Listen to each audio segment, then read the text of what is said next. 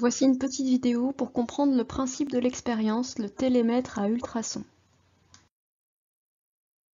D'un capteur à ultrasons, qui est constitué de deux parties, une partie émettrice, une partie réceptrice. L'émetteur émet un train d'ondes. Alors ce train d'ondes, c'est un paquet, si vous voulez, un paquet d'ondes. Ici, ce sont des ultrasons. Les ultrasons vont donc se propager jusqu'à un objet. Ils vont se répercuter, se réfléchir sur cet objet, et puis ensuite ils vont être réceptionnés par la partie réceptrice.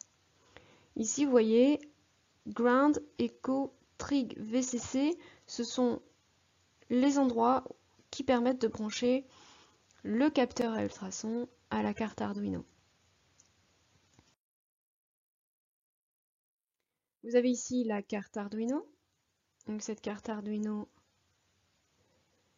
permet, puisqu'elle est programmable, permet d'exécuter un programme qui va permettre d'utiliser le capteur à ultrasons et donc d'effectuer des mesures de distance avec des objets.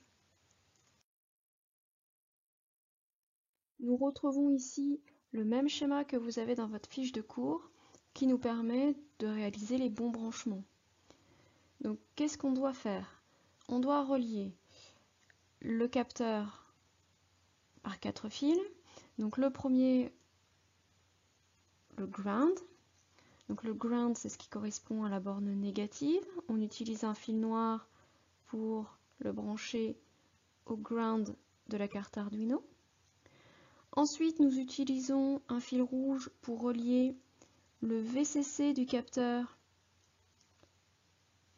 aux 5 volts de l'Arduino par un câble rouge. Il s'agit donc de la borne positive.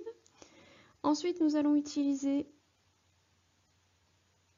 le trig qui va être relié à l'entrée-sortie 12 de l'Arduino.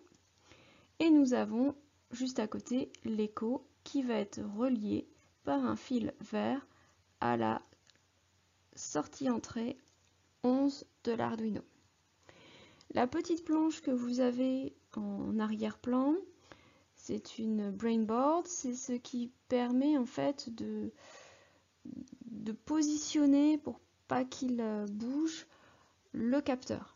Voilà, moi je n'ai pas utilisé ça tout à l'heure dans les photographies, mais sachez que ça existe et ça permet de stabiliser l'utilisation du capteur. Voici le dispositif que j'ai mis en place.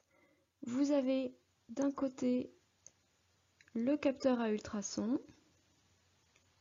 Vous avez ici l'obstacle. Et entre les deux, j'ai mesuré une longueur de 25 cm.